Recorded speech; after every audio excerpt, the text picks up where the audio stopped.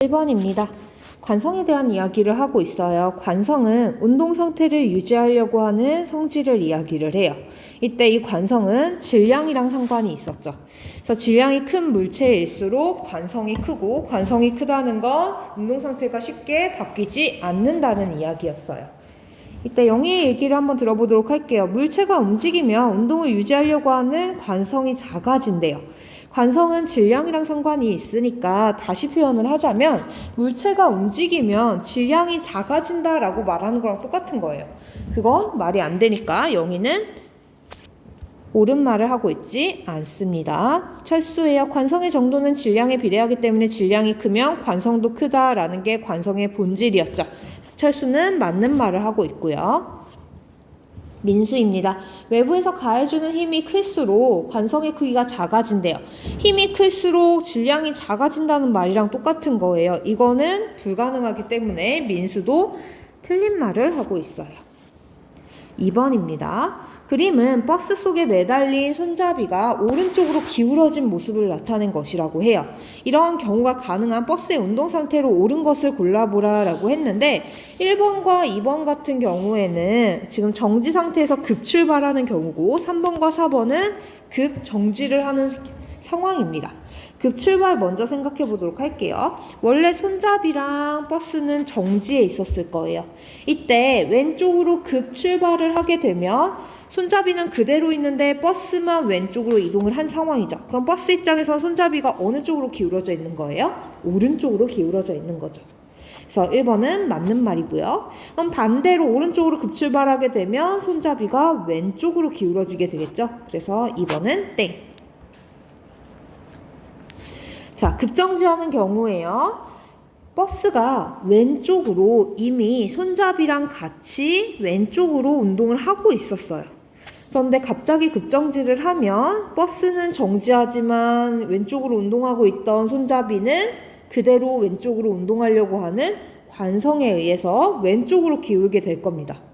그러면 3번은 아닌 답이 돼버리는 거고, 버스가 오른쪽으로 반대로 움직이다가 급정지를 하게 되면 버스랑 손잡이 둘 다 오른쪽으로 움직이고 있었는데 버스만 정지하는 거니까 손잡이는 오른쪽으로 기울어지게 되겠죠. 그래서 4번은 답이 되는 겁니다. 그 다음에 버스가 왼쪽으로 빠른 속력으로 일정하게 달린대요. 1, 2, 3, 4번 모두 다 버스의 운동 상태가 갑자기 바뀐 경우예요. 그랬더니 손잡이가 어느 한쪽으로 기울어진 모습을 나타낸 거죠. 근데 지금 5번 같은 경우에는 빠른 속력을 일정하게 달리면 운동 상태가 바뀌어요? 안 바뀌어요? 안 바뀌어요. 그럼 손잡이가 기울 이유가 없게 되는 겁니다. 3번이요. 무게가 6,860N인 자동차가 정지 상태에서 1,000N의 힘을 받아 서쪽으로 20m/s의 속도가 될 때까지 가속되었다라고 하네요. 지금 무게가 6,860이라는 건 무게는 사실 힘이죠, 힘. 질량에 가해지는 힘의 크기예요. 그래서 무게는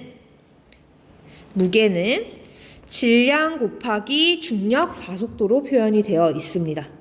자, 이때 이 무게가 6,860인 거고 중력 가속도는 9.8이니까 우리는 질량이 700kg이다 라는 걸 구할 수가 있어요.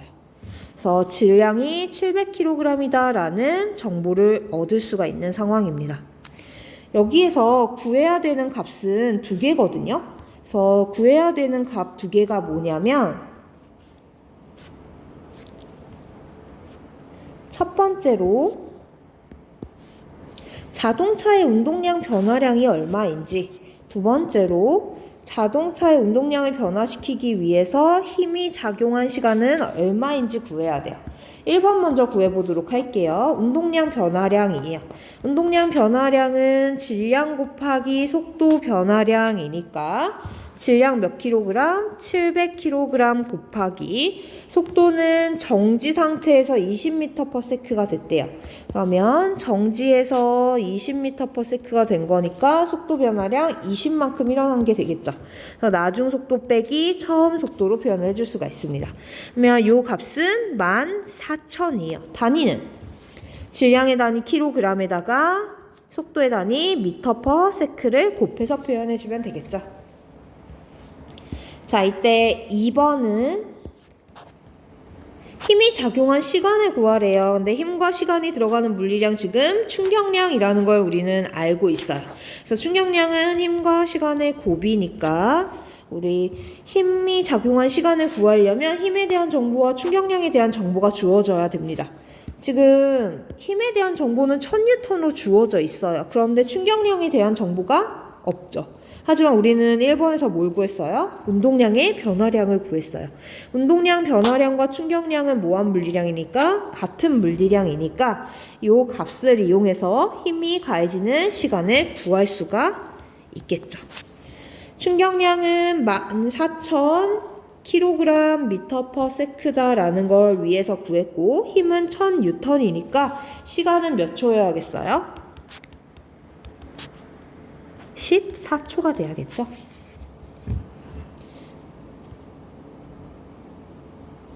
(3번) 풀어보도록 합시다. 3번이 풀었죠, 지금. 4번을 풀어보도록 할게요.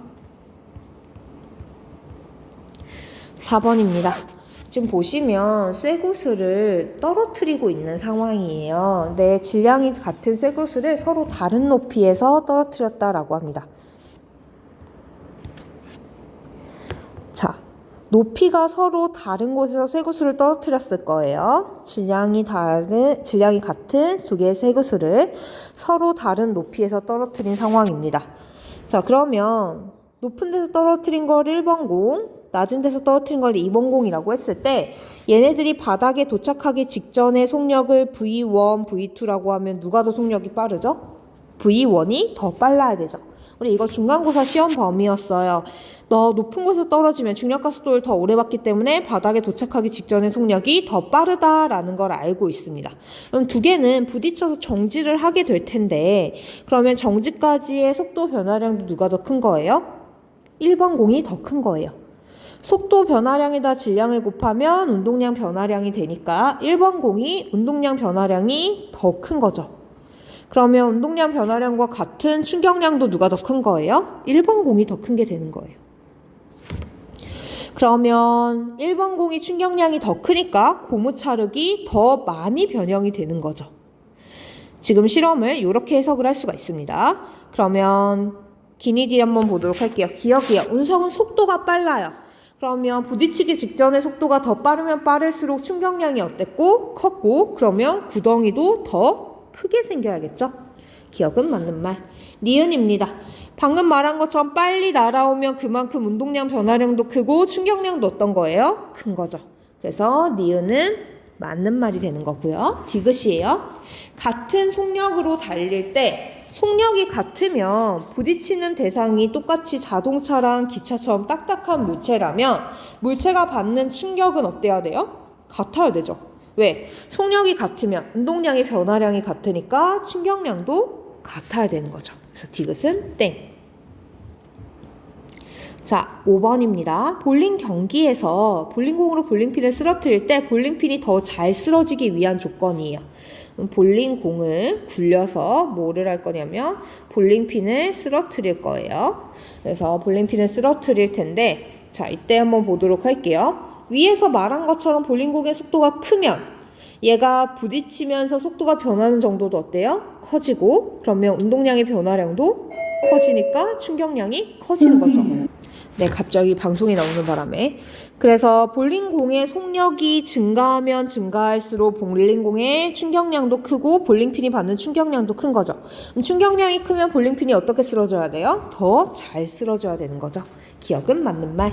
니은입니다. 볼링핀의 질량을 크게 한대요. 지금 얘의 질량이 커지는 거예요. 얘의 질량이 커지면 관성도 어떻게 되죠? 관성도 커집니다. 관성이 커지면 운동 상태가 쉽게 바뀌어요? 안 바뀌어요? 안 바뀌어요. 그럼 잘 쓰러질 이유가 없겠죠. 니은은 땡. 자, 디귿이에요. 질량이 큰 볼링공을 사용을 한대요. 자, 똑같은 속력일 때 속력이 똑같은 상황이라고 해보도록 할게요. 속력이 일정한데 얘네가 부딪혀서 정지한다라고 해보도록 할게요. 그러면 질량이 크면 클수록 처음 운동량과 나중 운동량의 차이가 어떻게 돼요? 더 크게 나타나는 거죠. 그럼 운동량의 변화량이 어떻게 되는 거야? 더 커지는 거예요. 그럼 운동량 변화량이 크면 충격량도 커지는 거죠. 그래서 질량이 큰 애가 네, 질량이 큰 애가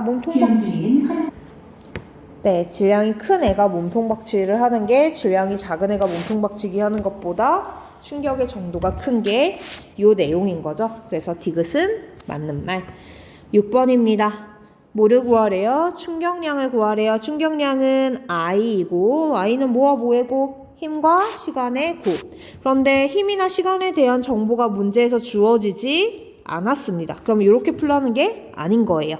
충격량이랑 똑같은 물리량이 누구였죠? 운동량의 변화량. 운동량의 변화량을 이용하라는 거니까 운동량 변화량은 질량 곱하기 속도 변화량이고 질량이 45g이래요. 근데 우리 단위 얘기를 하면서 질량은 어떤 단위 이용하기로 했지?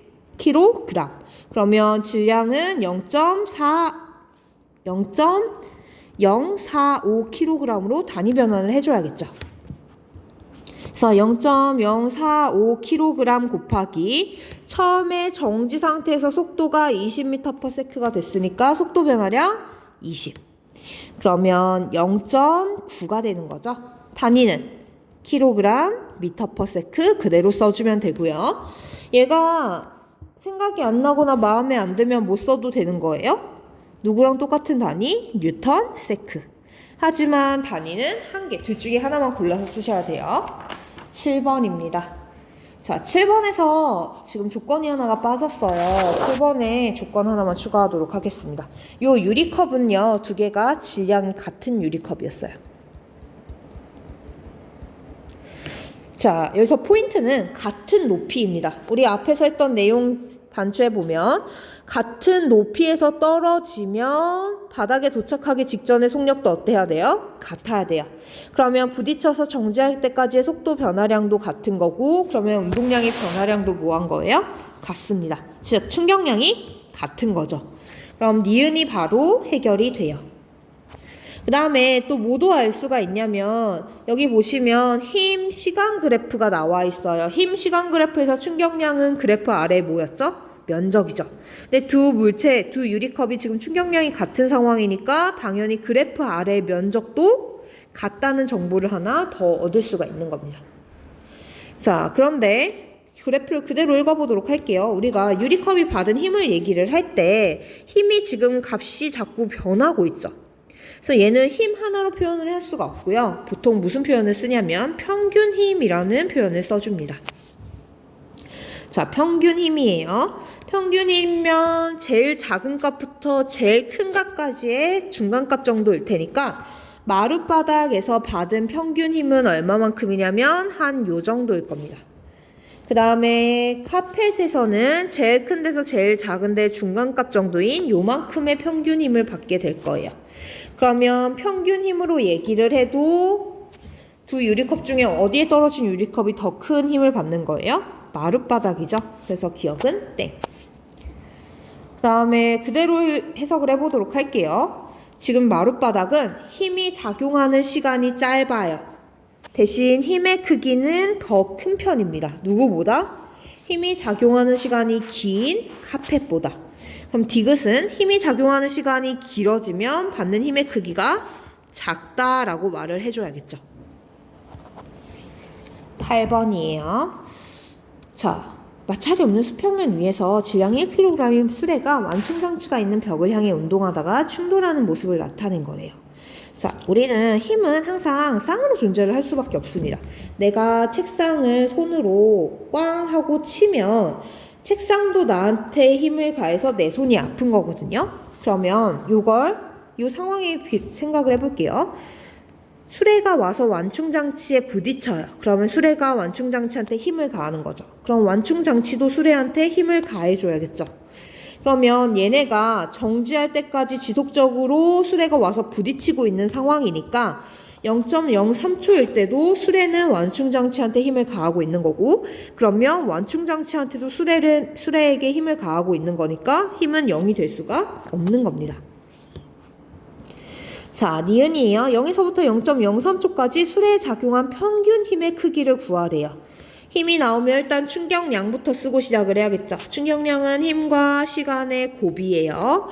자, 이때 힘을 구하려면 시간에 대한 정보는 있고 충격량에 대한 정보를 구해야 되는데 충격량을 문제에서 주지 않았기 때문에 충격량이랑 누구랑 똑같죠? 운동량의 변화량. 운동량 변화량을 갖고 충격량의 값을 구해줘야 됩니다. 자, 일로 갖고 와서 풀어보도록 할게요. 운동량 변화량은 질량 곱하기 속도 변화량인 거고 질량은 지금 1kg이래요. 그러면 1kg 곱하기 속도 변화량 0초일 때 0.6이었고 0.03초일 때 0이었으니까 속도 변화는 0.6에서 0까지 얼마만큼 일어난 거예요? 0.6만큼 일어난 게 되는 거죠. 그래서 속도 변화량은 0.6. 그러면 충격량이자 운동량 변화량이 0.6인 건데 요 I인 0.6이라고 하는 값은 힘 곱하기 시간 0.03초인 거죠. 자, 그러면 다 구했어요. 0.6이 F 곱하기 0.03이니까 힘의 크기는 뭘 해주면 돼요? 0.6을 0.03으로 나눠주면 되겠죠? 몇 뉴턴? 20뉴턴. 자, 운동량 변화량 크기를 구하래요. 네, 운동량 변화량은 뭐냐면 질량 곱하기 속도 변화량이죠. 운동하면서 질량이 바뀌는 경우는 없으니까 질량 곱하기 속도 변화량을 그냥 속도 변화량만 따져주면 같은지 다른지 비교할 수가 있는 겁니다. 0에서부터 0.02초예요. 0초일 때 속도 얼마? 0.6. 0.02초일 때 속도 얼마? 0.3. 그러면 0에서부터 0.02초까지는 속도 변화량 0.3만큼. 0.02초일 때 속도가 0.3이었어요. 0.03초일 때는 0이었죠. 이때도 얼마? 0.3. 그러면 두 시간 간격 동안 속도 변화량이 같으니까 당연히 운동량 변화량도 같아야겠죠. 9번입니다. 충격량을 구하래요. 충격량은 뭐와 뭐이고 힘과 시간의 곱. 자, 근데 마침 힘, 시간 그래프가 나와 있어요. 충격량은 여기에서 뭐가 되는 거예요? 그래프 아래 면적이 되는 거죠. 네, 그래서 0.2에서 0.4초까지의 그래프 아래 면적을 구하면 되는 거죠. 얘는 0.6이고 단위는 힘의 단위, 시간의 단위 그대로 써주면 되겠죠. 10번입니다. 그림은 동일한 질량과 강도를 가진 A와 B를 각각 재질이 다른 바닥에 떨어뜨려서 멈출 때까지 시간에 따라 받은 힘을 순서 없이 나타낸 거라고 해요. 네, 여기에서도 또 조건이 빠졌습니다. 조건 하나만 추가할게요. 떨어뜨린 높이가 동일해요. 높이가 동일 높이에서 떨어뜨린 거예요. 그래서 동일 높이에서 라는 말을 하나 추가해 주시기 바랍니다. 자, 높이가 같으면 바닥에 부딪히기 직전에 속력도 같고 그러면 운동량 변화량이 같으니까 충격량이 같은 거죠. 그러면 그래프 아래 면적도 어때야 돼요? 같아야 되는 겁니다. 그래서 기억은 맞는 말. 니은이에요. S1은 공 A가 받은 힘을 나타낸 그래프라고 했는데 공 A는 딱딱한 바닥에 떨어졌대요. 그럼 충돌하는데 걸리는 시간이 어때요? 짧아요. 그럼 대신 평균 힘의 크기가 커지는 거죠. 그리고 B 같은 경우에는 푹신한 침대예요. 정지할 때까지 힘을 받는 시간이 어때요? 길어요. 힘을 받는 시간이 길면 평균 힘은 작아지게 되는 거죠. 그러면 평균 힘이 더 크게 작용하는 S1 그래프가 공 A여야겠죠. 디귿입니다. 충돌 직전의 속도는 어때야 돼요? 동일한 높이니까 둘이 같아야겠죠. 11번입니다. 40m/s의 속도로 날아오는 질량 0.15kg인 공을 가지고 운동량의 변화량을 이용해서 충격량을 구하는 문제예요. 충격력을 구하는 문제예요. 근데 얘는 일단 방향이 바뀌기 때문에 교육과정을 넘어서는 범위입니다. 갖고 이런 식으로는 시험 문제가 나올 수가 없어요. 근데 일단 여러분이 갖고 오는 질문하는 문제들 중에 이런 게 너무 많아갖고 설명만 좀 해보도록 할게요. 자, 공이 날아와요. 그래서 나는 방망이를 가지고 공을 칠 거예요. 공이 처음 날아오는 속력은 40m/s입니다. 그리고 방망이로 쳤더니 되돌아 날아가요. 얼마로? 50m/s로. 그럼 얘는 과정이 두 개인 거거든요. 처음에 공은 40m/s로 와서 방망이에 부딪혀갖고 정지 상태가 됐을 거예요. 그 다음에 다시 내 방망이로부터 받은 힘에 의해서 속력이 50m/s까지 변한 겁니다. 그럼 처음에 속도가 변화한 정도는 40에서 0으로 40m/s만큼 변한 거예요. 그 다음 두 번째 과정에선 0에서 다시 50m/s로 50m/s만큼 변한 겁니다. 그럼 전체적으로 속도가 변한 정도는 90m/s인 거예요. 그럼 운동량의 변화량은 질량 0.15 곱하기 90이 되어야 됩니다. 그럼 값은 13.5가 되는 거고, 운동량의 변화량이랑 누구랑 똑같으니까 충격량이랑 같으니까 충격량은 힘과 시간의 곱으로 표현이 되는 거죠. 즉 힘 곱하기 시간이 13.5가 나온 거예요. 근데 지금 시간의 값이 얼마냐면 1 곱하기 10의 마이너스 2승, 즉 100분의 1이 되는 거죠. 그럼 F값은 얼마가 돼요? 1350에 100을 곱하면 13.5에 100을 곱하면 되니까 1350 뉴턴이 되는 겁니다. 12번이에요. 그림은 철수가 정지해 있는 배구공과 축구공을 발로 찰 때 공이 받은 알짜 힘을 각각 시간에 따라 나타낸 것이라고 합니다. 이때 축구공은 배구공보다 무겁고 두 곡선 아래 면적이 같대요. 자, 힘, 시간 그래프에서 면적이 같다는 건 충격량이 같다는 뜻이니까 니은은 맞는 말이에요. 그런데 충격량이랑 누구랑 똑같냐면 운동량의 변화량이랑 똑같아요. 지금 둘 다 정지해 있는 공을 발로 찬 거예요. 그래서 발로 차서 얘가 속도가 변한 상황이에요. 그러면 속도가 변하면 운동량도 변했겠죠. 그래서 운동량이 처음엔 정지였다가 속도가 V로 변해서 처음엔 정지였던 운동량, 0인 운동량이 질량 곱하기 속도, 나중 속도인 나중 운동량으로 변한 과정입니다. 이때 운동량이 변한 정도는 둘 다 똑같아요. 뭐를 갖고 알 수 있어요? 그래프를 통해서 알 수 있는 거죠. 그런데 운동량의 변화량은 질량 곱하기 속도 변화량이랑 같은 거죠. 근데 질량이 지금 둘 다 어때요? 달라요. 충격량은 같은데 질량이 축구공이 더 큽니다. 그럼 축구공의 속도 변화가 어때야 돼요? 더 작아야겠죠. 그럼 발을 떠나는 순간 속력은 같을 수 없고 누가 더 속도가 빨라야 돼요? 질량이 작은 배구공이 더 속도가 빨라야겠죠. 그 다음에 디귿이에요. 운동량 변화는 충격량이 같으니까 같아야 되겠죠. 13번입니다.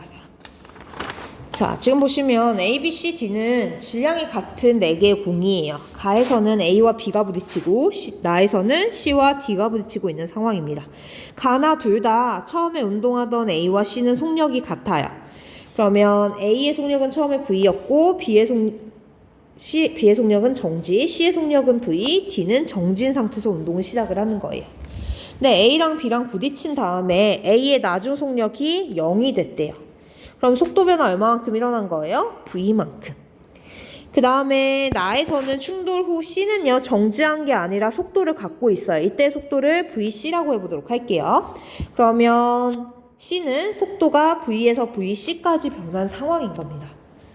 자, 그런데 이게 헷갈리니까 우리 그냥 숫자를 넣어서 한번 표현을 해볼게요. A의 속력을 10이었다고 가정을 해보도록 합시다. 그러면 C도 속력이 10이었던 거예요. 그 다음에 A의 나중 속력은 0이 된 거고, 그 다음에 C는 속력을 갖고 있죠. 근데 속력이 갖고는 있으니까 작은 값 아무거나 1을 넣어보도록 할게요. 0은 아닌 거니까. 그러면 나에서는 10에서 1까지 속도가 변한 거예요. 가랑 나 중에서 A와 C 중에서 누가 더 속도가 많이 변했어요?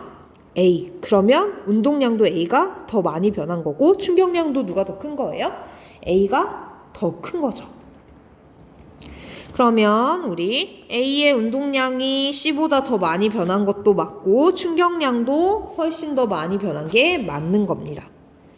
자, 그런데 우리가 앞에서 그 얘기를 했어요. A가 B를 쳤으면 B도 A로부터 힘을 받겠죠. 근데 작용 반작용에 의해서 A가 B한테 가한 힘의 크기는 B가 A한테 가한 힘의 크기와 같아야 돼요. 충격량은 힘과 시간의 곱인데 A랑 B가 충돌을 했을 때 작용 반작용에 의해서 A가 B한테 가하는 힘, B가 A한테 가하는 힘은 같은 상황입니다. 그 다음에 A와 B는 서로 충돌하는 거니까 충돌하는데 걸리는 시간도 어때야 돼요? 같아야 돼요. 그러면 A가 B로부터 받은 충격량은 B가 A로부터 받은 충격량과 같아야겠죠. 그런데 A가 받은 충격량과 B가 받은 C가 받은 충격량 중에서 누가 더 컸어요? A. 그럼 B가 받은 충격량이 D가 받은 충격량보다 더 커야겠죠. 14번입니다. 자, 뭐를 구하라고 했냐면 충격량을 구하라고 했어요. 충격량은 힘과 시간의 곱이에요. 힘과 시간의 곱인데 지금 힘이나 시간에 대한 정보가 주어져 있지 않습니다. 여기서 그래프가 좀 누락이 됐었죠. 대신 무슨 그래프가 주어졌냐면 운동량, 시간 그래프가 주어졌어요. 운동량, 시간 그래프가 주어졌고 그래프의 형태는 처음 운동량은 P인 거고 나중 운동량, 충돌했을 때 나중 운동량은 마이너스 0.8P인 상황인 겁니다. 자, 그런데 우리 충격량은 누구랑 똑같아요? 운동량의 변화량이랑 똑같아요. 그럼 그래프 그대로 읽어주면 되겠죠.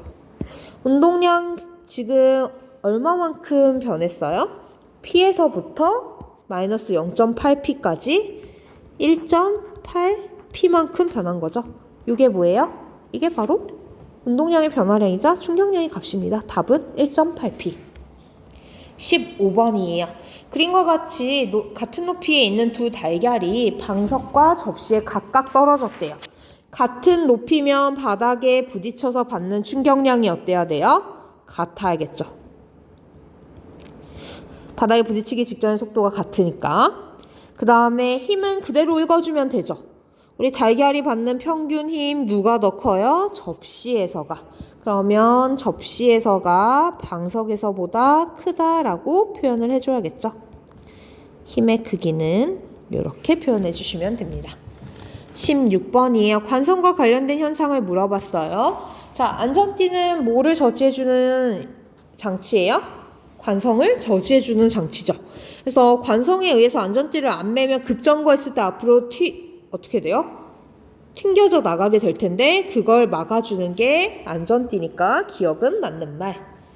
자, 큰 힘으로 공을 던질수록 멀리 날아간다라는 건 뭐예요? F는 MA죠. 힘이 크면 당연히 가속도도 커져야 되고 더 멀리 날아갈 수밖에 없는 거니까 니은은 땡. 혹은 이렇게 생각하셔도 되죠. 큰 힘으로 공을 던져요. 그러면 충격량이 어떻게 돼요? 커지는 거죠. 힘이 커지면 충격량도 커지고 그러면 운동량의 변화량도 어떻게 되는 거야? 커지는 거예요. 그럼 나중 속도가 더 빨라진다는 뜻이 되는 거죠. 디귿입니다. 정지해 있던 버스가 급출발하면 몸이 뒤로 쏠리는 이유는 뭐예요? 버스는 출발했는데 내 몸은 계속 정지하려고 하는 관성 때문인 거고, 자전거에 페달을 밟다가 발을 떼어도 어떻게 돼요? 한동안은 운동 상태를 유지하려고 하는 성질 때문에 계속 달리게 되는 거죠. 17번도 그래프의 축 이름이랑 숫자가 빠져서 이걸 좀 추가할게요. 힘, 시간 그래프입니다. 값은 10이랑 4예요. 단위는 뉴턴이고 얘는 세크겠죠. 자, 마찰이 없는 수평면 위에 질량 2kg의 물체가 놓여져 있다라고 해요. 이 물체의 그래프와 같이 4초 동안 힘이 작용했을 때 4초 후에 물체의 속력을 물어봤어요. 자, 물체의 속력을 물어봤는데 힘, 시간 그래프에서 그래프 아래 면적은 뭐예요? 충격량.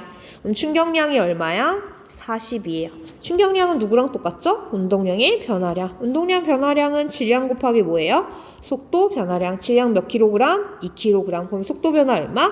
20. 처음에 정지 상태였으니까 우리 나중 속도가 얼마인 거예요? 나중 속도는 20m/s가 돼야겠죠. 그래서 답은 20m/s입니다.